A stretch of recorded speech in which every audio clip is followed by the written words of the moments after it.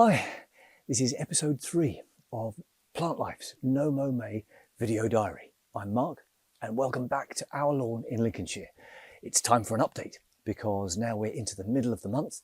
It's the 17th of May today and I'm very excited to report that where we mowed in the last weekend of April, we're already seeing new wildflowers. So growth has really taken off and the first flowers to emerge from the area I mowed at the end of last month have been meadow buttercups. They're standing quite proud of the sward. You can see the yellow flowers, 5 petals, and a characteristic hand-shaped leaf. That's not the only buttercups we're seeing, because lower growing and later flowering, so yet to flower, we have creeping buttercup, which does as the name suggests. It creeps along the ground and it has a different shaped leaf, clumped into threes.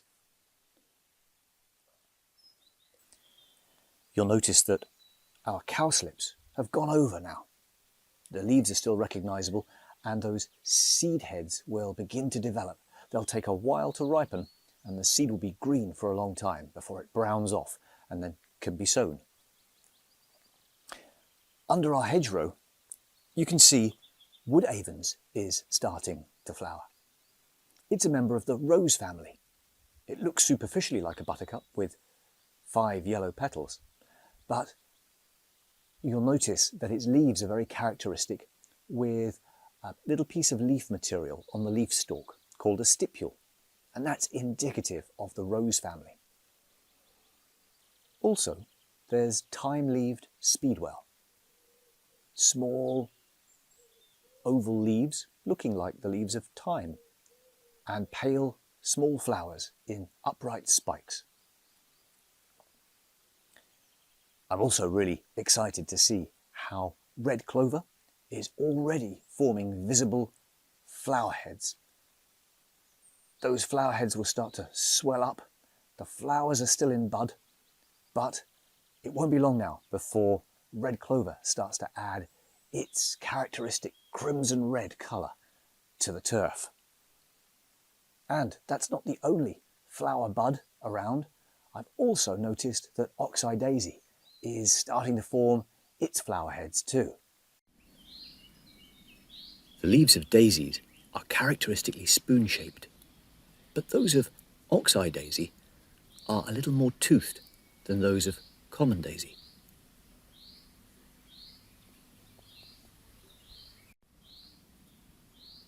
Many of the first flush of dandelions have gone to seed already, producing their seed clocks, and they're feeding finches already that visit the garden. Many more wildflowers can be identified in the turf if you can tell them from their leaves. Common sorrel has very characteristic arrow-shaped leaves with tails pointing backwards, you can see here. It's a member of the dock family, and I'm looking forward to seeing the thin red spires of flowers it will produce later on in summer. Cut-leaved cranesbill is a member of the geranium family. It almost looks as though its leaves have been snipped up with scissors. It will produce small red flowers later on too. Hedge bedstraw, a member of the bedstraw family, will produce small white flowers in sprays later on. Its leaves grow in characteristic whorls along the stem. Although it's not the most obvious flower in the garden, flowers of field woodrush are out at the moment. Its leaves are grass-like, but have a very characteristic cottony hairiness to them. Common vetch hasn't flowered yet, but it's a member of the pea family with characteristic pairs of leaflets that form up leaves that end with an ensnaring tendril that will try to lasso other plants around it to hitch a ride upwards towards the sunshine. Schofield is growing well, especially where I haven't used a strimmer to tidy up around the climbing apparatus. It's a member of the dead nettle family with opposite pairs of leaves and a square stem.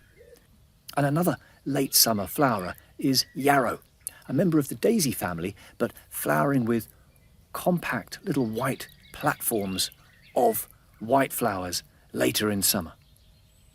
Its leaves are very characteristic. They almost look like feathers growing out of the ground. So you can see there's already been a lot of progress and we're only halfway through May. I'm looking forward to seeing a lot more flowers open up, a lot more colour emerge over the next week to 10 days.